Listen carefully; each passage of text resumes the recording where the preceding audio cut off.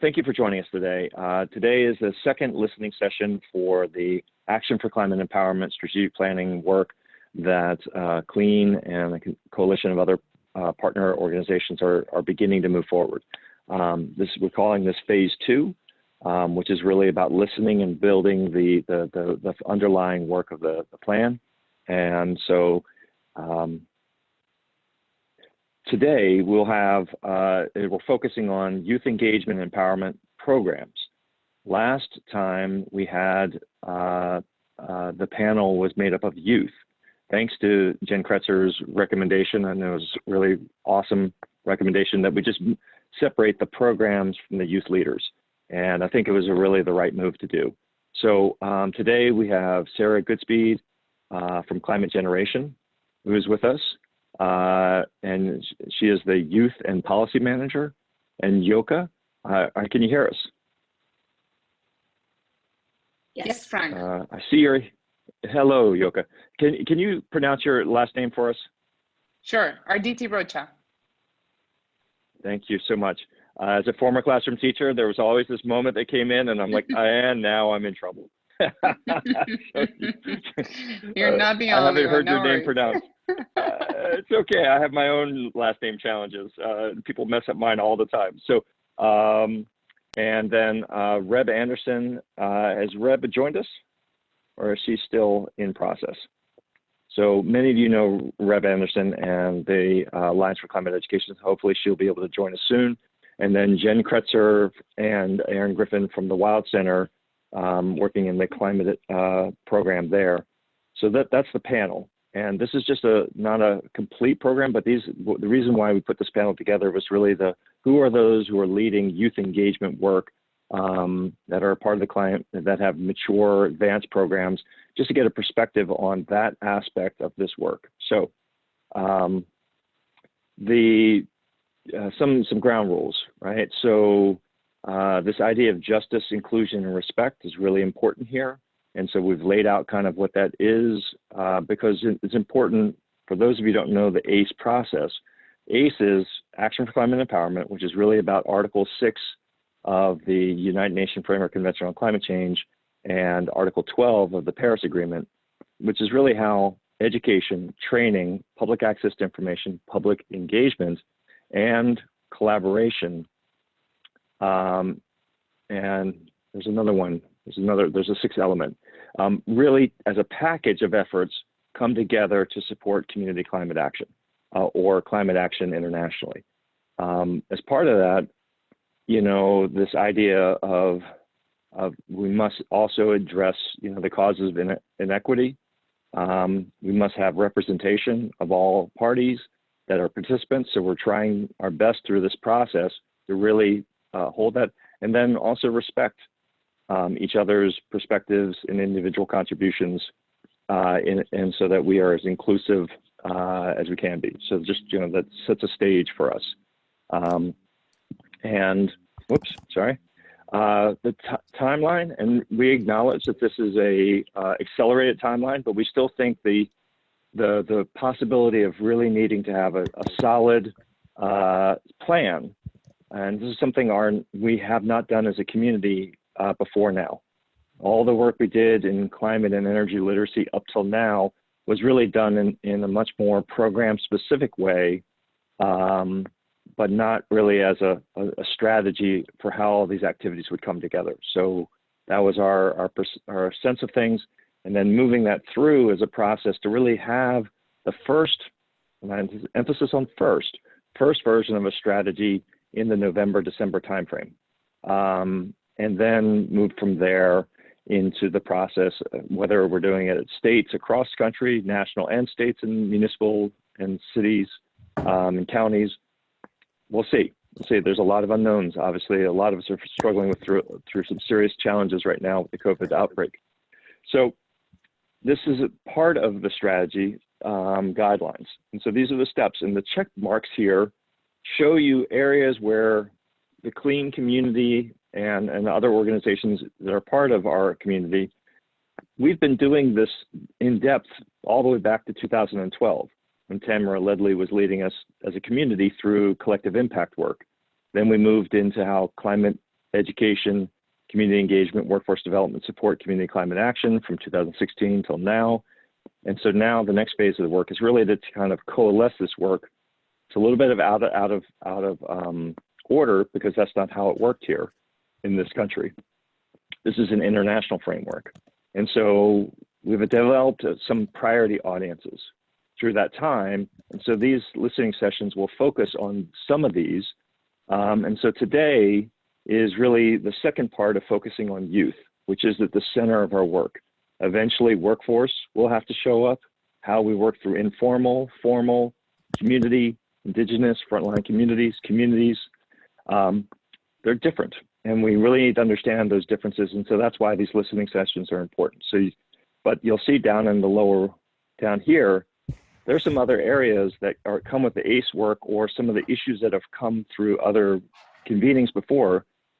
I'll just name it, funding, one of our largest challenges as a community. How we fund, how much we fund, what are the priorities of the funding, how it's sustained, really, really important issues. There's some others ones that we're gonna have to explore together if we're gonna make a robust, effective strategy. So, format today. So we're still doing okay. So all announcements, issues that are in the community, we're going to move those over to chat. So I'm not going to be looking at chat because my job as a facilitator for the panel discussion is to focus on the discussion. That is live time. But then Devardi and others are going to facilitate the clean community conversation in the chat. After this is done, I'll go look at that. But for now, I'm going to stay focused here. We expect the panel discussion to really, hopefully, be contained to the 40 minutes. And then at the end of it, if you have questions that come up during this time, you can either put them in the chat and we'll follow up with them through the chat, or if we have time, we'll move to questions in the Zoom function. Remember, you can raise your hand. Not everybody knows that. I didn't know that until a little while ago. So at that time, we'll do that function and we'll just do it the best we can. And so this is our first question. Let me see if Reb is here. Reb, are you here? Did you make it? Doesn't look like she's made it yet. So, well, let's move forward. Are Jen, Aaron, Sarah, and Yoka, are you guys ready? I need something. Yep, I'm ready. Yes. All right, awesome. I appreciate that. So it's funny, all the videos for the four of you just popped up right next to mine. So it's funny. I don't know how Zoom knew who I wanted to be looking at right now. That's cool. So you know, I think this is there's just a few questions. You saw them all. But we're just going to go with a popcorn style. You know, whoever wants to answer these questions, and hopefully we build on each other. This is recorded, and you know, your perspectives are really important for opening up this space. That even in the international process, youth weren't a priority of, you know, ACE. As a direct audience. That's something that emerged in the United States over time. For me, it started in 2013 when we were doing the White House Climate Education and Literacy Initiative as part of Obama's Climate Action Plan. And, you know, that's where I met a lot of you. And that audience, direct audience focus on youth was really, really important in that process. So, but from your perspectives, this is the question: why are youth key for climate actions? So leave it open. What do you guys think? Hi, Frank. This is Yoka from the Clio Institute. I guess I'll take a stab at it. I'm sorry, I can't show I am having internet connection issues from home, so I'll be without the video capability. And so can you hear me okay? We can hear you loud and clear. Thank you, Yoka. And I thank you for joining. I know we all have potentially internet issues these days with everybody home and Zooming everywhere. Okay, great. So from the Clio Institute perspective, we've been working with youth since almost a decade. Clio just is turning 10 years now. And for those of you who don't know us, we are based in Miami, Florida, and we were founded by a science teacher, which most of you would know. Her name is Carolyn Lewis. And we've been focusing on children because children and youth can really be influencers and change their parents' minds. And there's now quite a bit of research that shows that the youth is actually doing that. They're able to shift the elders' attitudes and be able to convey a much more powerful message that we adults have ever been able to do. And I think that is quite visible with the kind of global movement Greta Thunberg has sparked around the world. And so the youth is getting things done, things that we, the adults, have not been able to do for many, many years. And so from our perspective, we have been able to accomplish a lot as far as policy change in our region. Just with the last couple of climate strikes that we have been able to help plan with our youth groups, we Okay. we have been able to get more than 7 municipalities declare a climate emergency. And so that has been all youth-led. And again, like I said, I think this is what we are seeing around the world is a clear example of why we should be investing in youth and their education. I mean, besides obviously that it's their future, they're going to be inherited, they're going to be the leaders of the world. And I think in addition to that, there's plenty of research that shows us that children are able to change people's minds. And Yoka, would I think one of the things as we go forward in this process, I could think of, the group here and possibly others, the literature. Which literature are we looking at that really establishes the case that you made? I see that case, but I think we're going to have to make a stronger argument structure. So, I think, is there a way to kind of come together with our own sharing of the literature that all the people who are in the space, would you be open to that? Yes, absolutely. And you can tell us which way you would like us to share. Obviously, we Sure. have chat capability here. I have actually a quick article that I can show you, but as far as peer review reports, that will take a little more time, and we can definitely look into those to share. Sure. Awesome, thank you. Do others, Erin or Jen or Sarah? Sure, I can go. This is Erin from the Wild Center.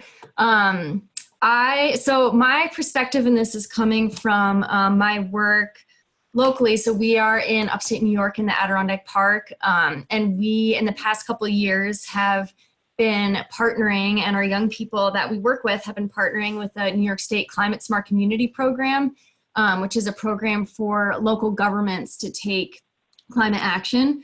And we've worked with several different towns and communities where young people have actually presented to their town boards or their village boards and gotten them to join this program, and then have helped kind of facilitate that process as it moves from the municipal board signing a pledge to actually figuring out what they're going to do.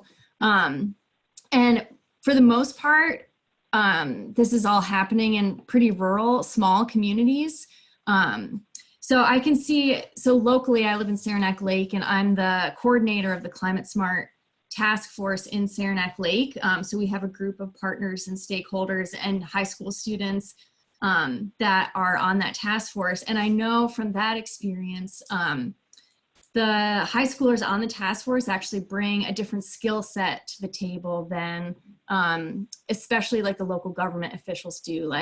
On our task force, the high school students are actually running an Instagram page where they're figuring out how to reach their peers and their friends and people in their school and other high school students with the work that the task force is doing on Instagram. And there's definitely the local government folks that are part of the task force definitely don't have that skill set. So they're able to kind of do more outreach and reach a different audience with this, and then bring the perspective from that audience back to the task force. Right. Awesome. Jen or Sarah? Hey, this is Sarah, and I'll just add it's been covered really well by you both. But you know, at Climate Generation, we've been working with our youth program for 12 years, and I've been running it the last 2 years. And we really see youth not just working with students who are able to be in a really influential role in their communities. They are able to cross political divisions much more effectively than a lot of other messengers. And of course, we've seen the youth movement globally having such an incredible influence and impact through their voices. But also, you know, our programming was rooted many years ago in youth voices because we're shaping the future. And so really bringing it back down to those basic building blocks of, you know, reaching youth when they're still growing. A lot of youth who go through our program continue on into green jobs and continue in movement building and organizing. And so it's really shaping the future as well as working with an incredibly influential group of leaders today. Sarah, just to dig into those influential leaders of today, I mean, you know, one of the things that's interesting about your program model is that while you have youth as a direct audience, you also have community leaders as a direct audience, and then you program them together at intervals. But can you describe some of these youth, the community leaders that youth are interacting with, and why that dynamic is powerful? Yeah, thank you. So our programming, we have our youth programming, we work with educators, we work with communities broadly, generally, as well as directly with decision makers. And so by being able to link our different audiences together and they are able to speak to one another, it actually really helps amplify those youth voices so that it's not just this youth network with peer education, but they're also telling their stories to their elected officials, to their local mayor, to their local weather person, to their own parents and neighbors. You know, we help them gather their communities at regular convenings, or we'll help connect youth to testify in a public hearing. Opportunities like these so that youth are able to have their voices heard by more people than maybe in their immediate networks. And so, Gotcha. Again, amplifying that influence. Fantastic, thank you. Jen, do you have anything you want to add to this? I imagine you do. Sure. I mean, I think that Yoka, Aaron, and Sarah all are hitting the high points of why working with youth is so critical, like from having that moral authority that they bring to the table, their ability as influencers, not just with their peer group, but with with adults, with decision makers. They also, I think the asset, seeing youth as resources and partners that can help provide critical capacity and work in partnership with adults to help advance community climate resiliency, I think are all really kind of key points. They're the largest segment of the population on the planet, so to include them in decision making and to include them and their ideas, what they can, creativity and penchant for optimism and for thinking outside the box is really critical for us, all of us in this community, to help work towards climate resilience and to think about a low carbon future. And they're the workforce, the up and coming workforce. I just want to double back with the other panelists. This idea of hope. I mean, this is something I experienced very, very personally back in the time, lead up to COP21, and then under the work we were doing at the White House, was that the hope, the move from problem to action, and I'm preparing to be part of the solution. Is that been common across everyone else's experience? I'm assuming it is, but Sarah, has that been your experience? You can see me nodding. Yeah, I definitely resonate with that. Especially being in a position where I do a lot of our work with public officials, in addition to helping youth work directly with our public officials. And there's no comparing that sense of hope, but it's so much more than that. It's just a sense of fearlessness and inevitability when youth are leading the conversation, that it's no question that we're gonna change the world because we have to. Right. Yoka, is this resonating with you down in Florida? Did we lose you, Yoka? Hopefully we didn't lose you. Hi, no, I'm here. Sorry. There you are. Yay! I'm here. No, absolutely. I think that is we have consensus there, and we all are in agreement. I mean, the youth brings a different kind of energy to these conversations. It's hardly not impossible, but it's unlikely that especially elected officials will be will have will say no to them. And I think I want to use one clear example with our mayor at the city of Miami, where some of our youth leaders were striking every Friday in front of Miami City Hall, asking him for a climate emergency declaration. And we have him on video saying he would never do that. And about a month and a half later of consistent strikes, of consistent and systemic, approaches and meetings with him, he ended up actually conceding and actually acknowledging that it was their clear arguments and their passion that really made him change his mind.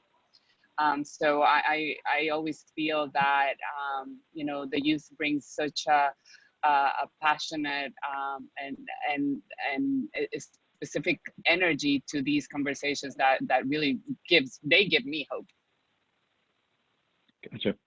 Gotcha. Erin, has it been your experience as well? Yeah, definitely.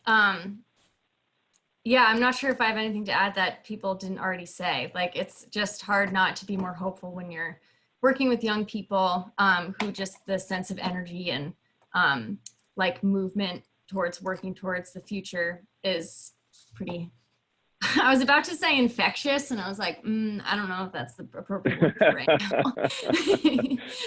Probably not. Yeah, there's some. We're going to stop using viral theory in our work for a while.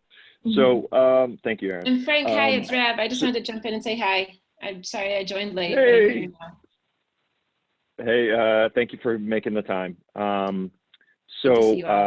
Rab, it's good to see you as well. So we got our panel here, and everyone's chatting over. I see that my chat thing just keeps on popping away, and I'm not looking at it. I just see that red number just keep on aggregating, but that's hopefully you guys are having a lovely conversation over there. We're going to focus in the audio section on the listening session. So, this next question is this idea of youth-centered climate change education, engagement, and empowerment, to better support the development of inclusive and equitable climate solutions in communities, right? So there's a whole lot of parts of that. But I think that this idea of youth-focused programming, direct programming with youth, for youth, by youth, and how it relates to, and this idea of engagement, which I think is really important part of your work, as I've seen, but I think just talking about how that is, but also this empowerment.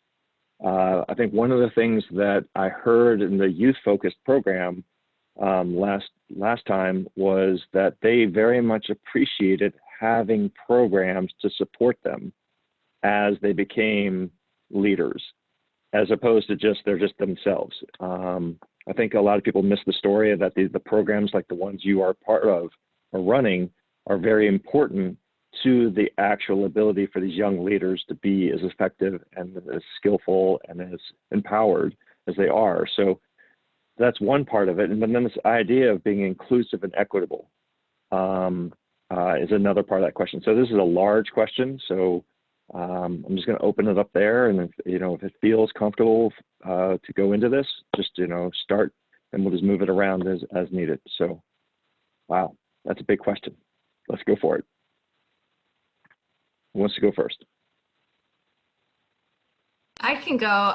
This is Erin from the Wild Center, and the example that came to my mind first when I was thinking about this question is this is a story I heard from a school that we work with in Brooklyn, the Kurt Hahn Expeditionary Learning School, and the students there were telling me, this was like a couple of years ago, when the New York City actually gave out metal water bottles to all of the students who go to school in public school in New York City as part of the effort to decrease waste in the school system.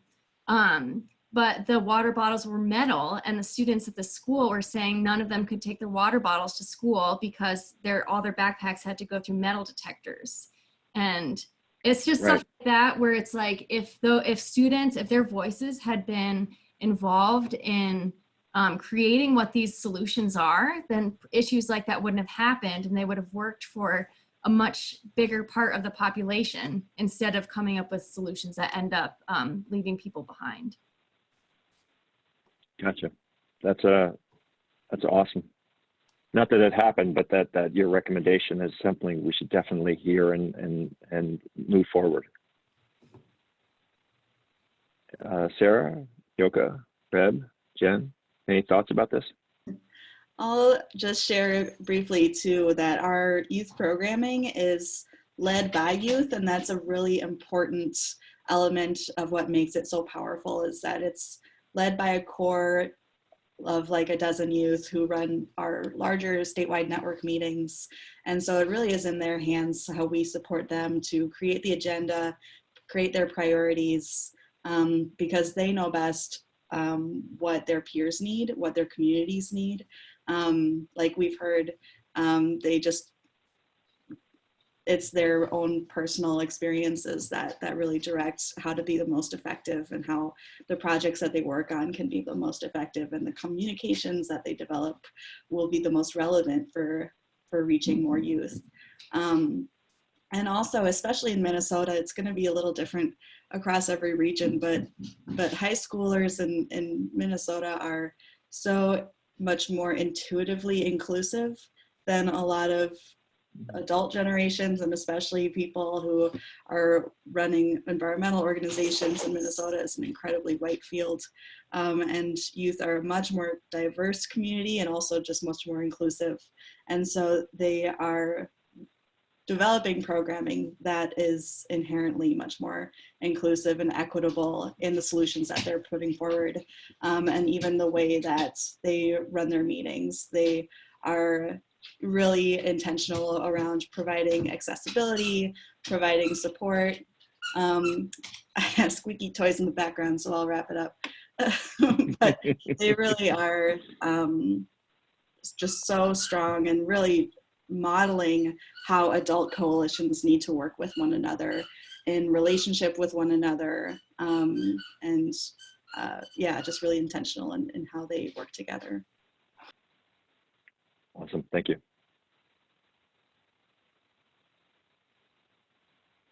Yoka or Reb or Jen, anything more you want to say, or is this just resonate with the way your perspectives? Yeah, I think I echo what Sarah, you just said, especially around young people,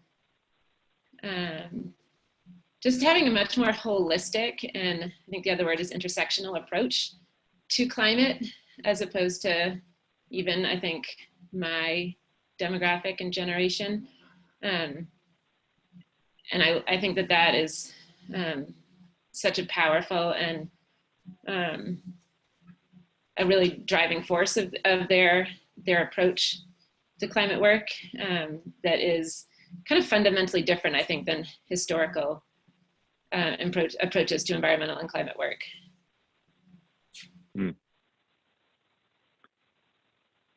Yoka, has this been your experience down in Florida? So For us, as you know, we started in South Florida, even though now we have representation in Central and Northern Florida, but in Miami, where we were founded, as some of you may know, more than half of our population is considered poor or working poor. So inevitably, we have always placed equity at the core of our values and our mission and vision and objectives. So, you know, we've always, in our messaging and in our trainings and in our educational efforts, we have always talked about that intersectionality and how, you know, always been advocates of the climate justice movement, and our youth leaders also are the ones in charge of leading most of our advocacy work. In fact, all our organizing meetings are led by our lead organizers, our youth lead organizers, and in our schools program, we have a commitment that at least half of the schools that we go to they need to be Title I schools or schools in low-income communities, and that's something that we have always maintained in our programming. Thank you, Yoka. Jen, anything more you want to add here?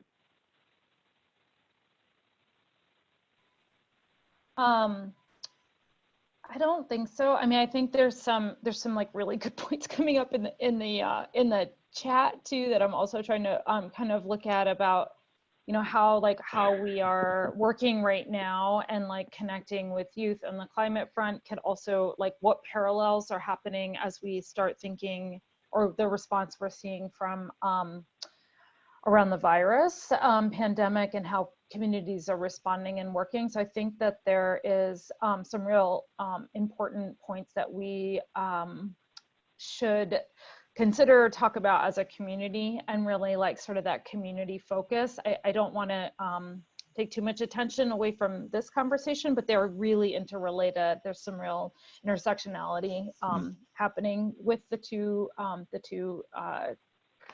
I don't even know what to call them, but like large crises that we're experiencing.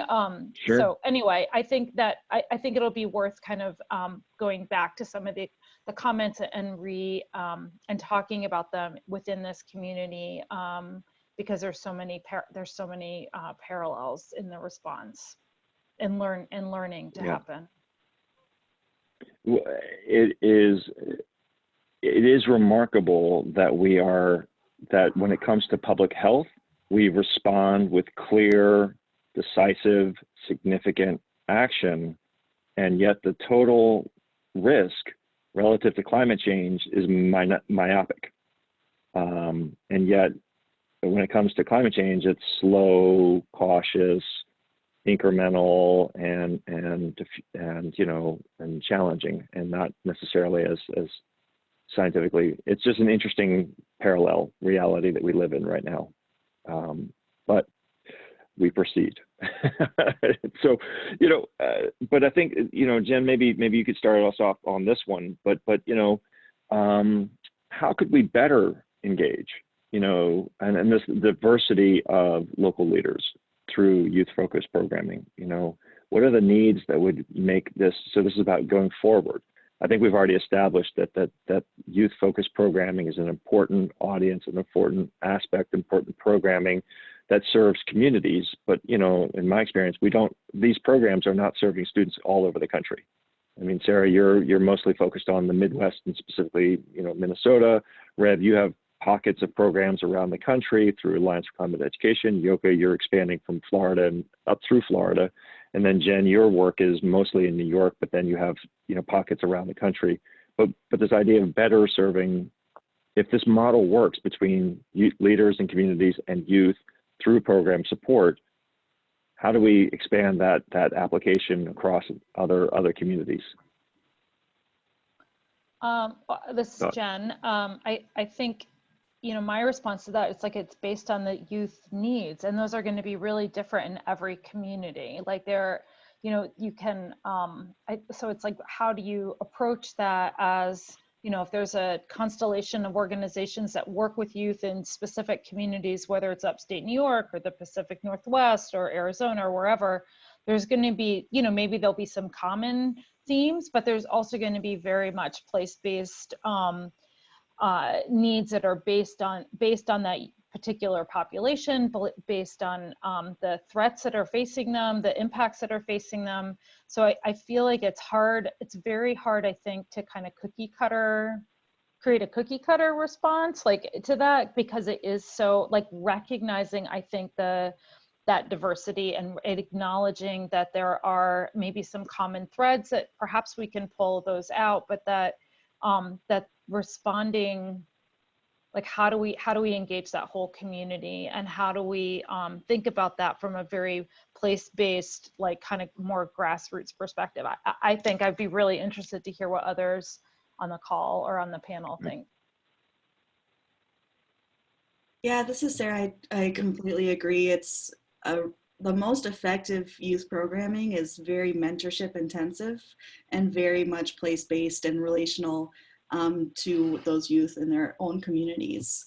And so, like I mentioned, we have a lot of different audiences, and being able to leverage the different audiences to provide more holistic support for the youth, so that they're not just being put in the driver's seat, but that they have the support to learn how to hold the reins and how to read the map and how to drive effectively, so that they're not just in charge, but supported to really grow in leadership as well.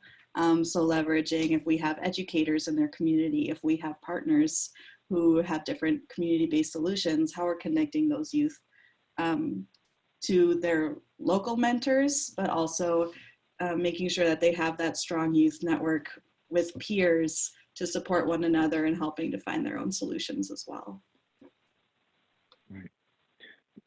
So Yoka and Reb, given that you've already mentioned that, I mean, I know, Reb, your work, but Yoka, you mentioned you've moved from South Florida to Central Florida to Northern Florida, so that you've already started moving beyond your original geographic area.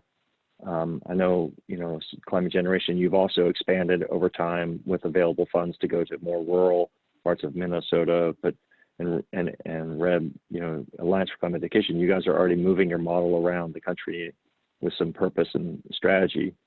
You know, does that experience kind of relate to this question? I guess I'll take a stab at that and tell you how we try to position youth in different with different stakeholder groups as well, and leaders. Locally, we try to suggest youth leaders to be involved at a municipal level in different capacities. For example, there are some sustainability committees that are composed by local residents that interface with the local authorities, and so we always advocate to have a youth perspective in those kind of committees.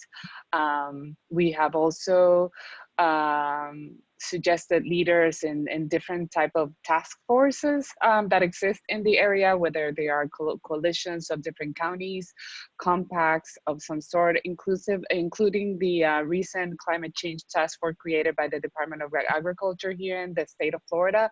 There's a youth leader representing that is representing youth in that particular task force. Additionally, when we are in sort of planning events, workshops, looking for panelists or speakers, we always promote the voice of the youth, and I think that's another way that we can elevate them and place them and put them to interact with other local leaders and partners. I think we should be elevating their voices, and of course they all need mentorship, and I think we all provide that, but I think all of us know many youth leaders out there that are much more educated, much more articulated, and have so much that are great public speakers. And so trying to elevate those voices really has been quite our motto in the last, in our years of work with youth. In the new areas and new regions that we have moved into, we're bringing the same approach and doing the same kind of programming that we've had in the past. And so we're planting those seeds as we speak. Gotcha. Thank you. Reb, what do you think? Yeah, I think I would echo a lot of what you said, Yoka, around the role that we play in terms of bringing youth voice to be a seat at the table in a lot of our local partnerships, and also what Jen said around how at its core this is very place-based, and also echoing what Sarah said around the importance of the actual mentorship component and youth development component. And maybe the only thing that I would add is that an area where I think we're always trying to be cognizant of is that balance between, I don't know if I'm going to say this right, working with young people who are already so talented and skilled and well-resourced that they can just step up to the mic and speak really well without a lot of our support. And those are amazing young people to work with. And then also at the same time, there are a lot of young people in our programs who we want to engage in our programs and in our fellowship who do need more support and more mentorship, but ultimately are the very young people that we really want to be bringing into this work. And so there's like a tension there that I think we're always trying to sort of navigate. Gotcha. Thank you. That's a really important point. In the interest of time, Aaron, and sorry if I move on to the next question, just because I'm noticing we're running tight. I don't want to squeeze the questions too much. If that's all right with you, Aaron. Sure. Awesome. So why, I mean, Aaron, if there's, just to rotate things around, there's some fluidity between these questions, but, needs, for programs like yours, for different levels of government, nonprofits, to provide this coordinated support for education and empowerment, in communities across, the fact that this is very community-based, right? But what are the needs? If each of you are experiencing these challenges in your own particular communities, but I would assume, given how long you've been doing this, you're also starting to grow this into new communities. But what are the needs for that to happen? I don't know, Aaron, do you want to start that? Sure. Go ahead. One thing that we've talked about quite a lot in the past few months that has to do with this is how a lot of times the need is for an adult that has those like facilitation skills, or like for local decision makers training on like how to partner with youth. Like a lot of times, like there's young people that are ready to go and they want to work with their local government. And actually sometimes it is working with adults on like how to kind of reframe their thinking in how to work with young people, and whether that's like teachers that are kind of shifting the mindset from like a classroom teacher mode to like a supporting youth-led action mode, like making that shift can be really challenging, or whether it's like a municipal official that's thinking of youth as like actual partners to like share power with and to make decision with on a partnership basis. So we've definitely seen that as a need for those types of trainings. So it's kind of, you can look at both sides of it, the adults that are working with youth as well as the youth themselves. That's a really important point. Thank you. Open. Anybody else want to build on that point? I definitely agree that just having the right facilitation tools to engage with youth effectively is absolutely critical. And on top of that, especially thinking of working with various units of government, there are a lot of barriers to access that, you know, even just their regular community engagement needs to be improved as far as different processes that agencies may use. But especially thinking of engaging with youth, there are a lot of barriers that don't need to be there. So thinking of meeting virtually, transportation can be a really big barrier for a lot of youth. Meeting after school is pretty basic. A lot of meetings take place during the workday, and just being able to be creative in how we're able to engage with youth that lets them take care of everything going on in their lives while still trying to engage at a higher level in other community work outside of their own obligations and responsibilities to their schools and families.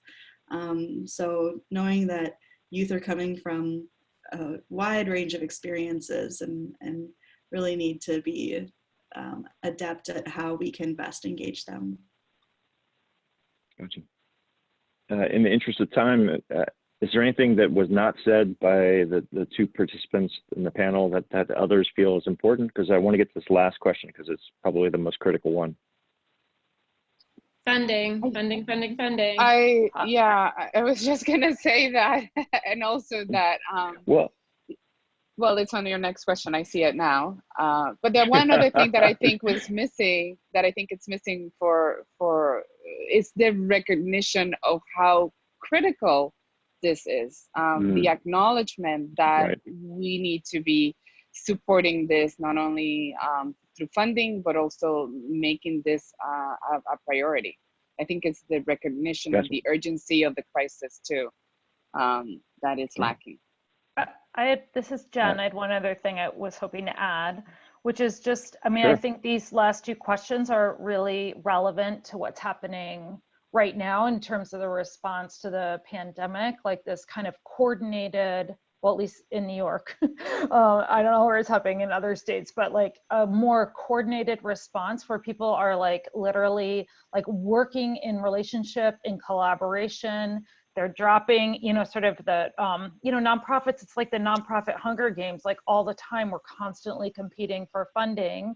So figuring out ways in which that is like, and I don't know what this would look like, but that is eliminated so that we're all working together. Instead, we're encouraged to work together to find that funding and leverage our resources and combine resources and think really differently about a more holistic community approach to working on this issue that's not so siloed and defined by like us having to be in like constant competition around limited dollars. And that if we, you know, we could coordinate those responses and work in like as a constellation, all each bringing our strengths to the table and finding ways to work together that are, you know, productive and leveraging those assets in a way that is, you know, about, it's more relevant to humanity. That is, I don't know how you know, it's hard not to see the parallels between what's happening right now with the pandemic and what's needed to happen within the climate change education community in order to create a more coordinated and holistic response to the need that is like recognized outside of our own like bubble. Gotcha. So you know, I think we've already established that the work that programs that are represented in this panel are critical to supporting and advancing climate action at a community scale, right? And Yoka, I heard you loud and clear that that making that a priority of how communities at all scales are advancing these agendas is a really important piece. But one of the critical pieces, I've heard it since 2013, 12. This just, you know, we got to rethink the funding model, and it's critical, and it's the Achilles heel of all of this work. But you know, as the funds are increased, how should they be focused? And it's clear they have to be increased. How they're increased and what that increase is focused on, I think, is really the focus of this question. You know. But it's deeply underfunded. I couldn't. That's clear. But how? And, you know, so unfortunately for everyone else, we're chewing into our 10-minute question and answer, but this is a really critical piece. So I hope everyone can beg the latitude. What do you guys think?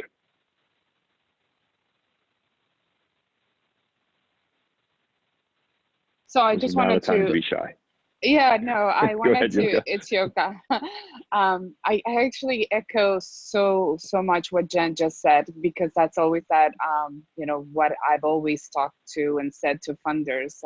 Unfortunately, especially smaller nonprofits have this issue that because we need to go after grants, we end up competing one another. And I think that is a model that has not worked for the big environmental nonprofits either. And for many years, they've been working in silos. So I think we should focus on what the vision is, create a collective strategy that you know, that really does not deter us from what we want to accomplish. And I know that those are, you know, that's very vague, but the reality is we need to be strategic and find ways to collaborate more with each other, because we're running out of time. Yeah, I appreciate that. I mean, I think this is Jen again. Sorry, I'm taking up a little bit too much airtime, but I just want to say one last thing, which is it also puts into like stark reality the inequity of like who can apply for the funding, who has access, who has the resources. Like, you know, in order for this to work, it has to come under a new framing and new like a paradigm shift to be more inclusive, because we just otherwise the inequities continue. Anyway, that's it. I appreciate that. That's an important point, Jen. Sarah or Aaron or Reb? I think just with funding specifics, just to lay it out super clear, multi-year funding is huge. So it's not sort of perpetuating that boom and bust cycle that makes it really hard to sort of long-term plan. General operating funding is also huge. As is not just program implementation, but like program development and program evaluation. And having, like, we have funders that are like, sorry, we're only gonna give you like 10% overhead, which is like the biggest BS I've ever heard. So like fully funding for like, we have to have an HR staff and we have to have a development staff. And like, it's so inequitable and unsustainable to fund just the programs without supporting like the backbone structure to help those programs exist, is just like frustrates me to no end. So like, you know, similar to what a lot of big universities negotiate with their federal funding overhead, like more of a 30% overhead, those kind of things. Or 50. Yeah, they're so, like, we've never gotten 50% in our life, but those pieces. So it's not just like about numbers of students reached and those like specific metrics, but it's about like the full life cycle of actually like sustaining an organization and the work. Gotcha. Sarah, does this resonate with you? Yeah, just 100% agreeing with what's being said and adding, you know, especially when you're looking over multiple years, especially when you're working with youth, that's how you see their leadership growth is often over a longer time span.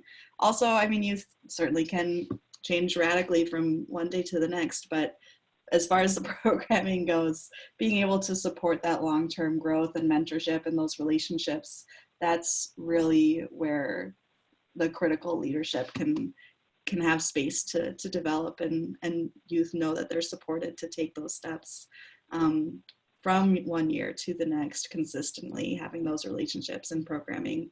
And when funders have really tight restrictions in place, it can limit how programming can grow from one year to the next, and it can limit how youth are able to take control over any pieces of that funding and be able to determine, you know, how money can best support their growth as well.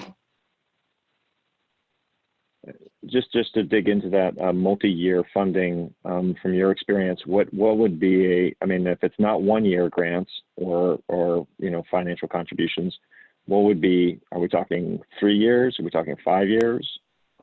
Any Yeah, 5 any years. numbers pop? 3 to 5? I don't know if we've ever gotten 5. We've gotten some 3, and it's wonderful. Gotcha. Sarah, you're smiling. And 6 figures. Is it right? So it's the quantity and the duration, right? It's both. It's the consistency. Yeah, consistency is so huge for us to be able to plan knowing that we have a 6-figure grant coming for the next 3 years is like, it's a game changer. It's like it allows us to do our work so much better. Yeah, this is Don. I served as the international representative on an NSERC committee for, NSERC is Canada's equivalent of the NSF, on their Promo Science committee, which funds informal science education stuff. And they will fund programs continually as long as they demonstrate that they're doing the work. They don't need to be creating new programs or pretending to create new programs every time they resubmit a grant. They get refunded, and they've been doing, some programs have been funded consistently for 20 years. And that's a great indeed, great model. I love, Don, you just popped in there, man. You just were like, this point's getting in there. Yep. I love this community. You know, so we are technically at time. There's one last question here. You know, this idea of is anything that has not been said that needed to be said? This is the last question in this format, and I'm going to leave this last bit. If you want to join this conversation, this isn't a very active listserv right now, but as time goes on, this is going to heat up. And this is just where CLEAN and the wider community talk about this particular strategic planning effort. So if you want to join this, this will start getting a lot more, but we're going to try and focus the conversation out of the CLEAN network conversations into this space so that we don't overwhelm people who are not interested in this space. But anything that was not said that needs to be said in this conversation today? Yeah, I think one, maybe this got said before I joined, but this idea of also funding not just the doers of the work, but also that sort of higher level, like the role that you're playing right now, Frank, and that CLEAN has played in the past, that umbrella connector piece, the architecture to kind of look at the whole and not just see the trees, is a big coordinating effort that is so vital. And funding that organization at that level, as well as ideally supporting, you know, the individual programs that, like, the time that we all are putting into being part of this effort would be like, that would be the dream scenario. Yep. That showed up before, and I'm right with you. Any other points? I mean, Yoka, is this your first time speaking with Jen and Reb and Sarah and Aaron? No, actually, well, Reb and I have been together in California, and Jen and I have been together in several other trainings in different capacities. Sarah, I think it might be our first time interacting. Good. But love to keep connecting. And in fact, you know, as you all know, ACE has come to Florida, and we have already met with your state and local leaders in both South Florida and in Central Florida as well. And we're collaborating here as well. So excited about that, Yoka. That's wonderful. But this is the point, right? Is that these organic programs that have shown up in different parts around the country aren't everywhere. But as they show up and have deep practice, then they can start collaborating and learning. I mean, one of the things I love about this community is that we all share the vision and the goals, and we lay down our competitions and we increase our collaborations just because we know it's so much larger than all of us, and that we only benefit from collaboration, and we only get diminished by competition to the best of our ability. So that's wonderful. Last call from anything else that needed to be said today. And unfortunately, I'll have to go to the 95 chats. Oh my gosh, I'm going to be an hour in that, but I love it. And I'm sorry that everyone, we had to focus on people staying off the audio for today, but we'll see how this moves to the agenda for it. I think this was a wonderful conversation, and I think so much richness was shared. So I appreciate your contributions, but I did ask any last points and I didn't stop. So any last points? No, thank you for having us. Thanks for facilitating. Thank you, Yoka. Thank you all. Happy to be here with you.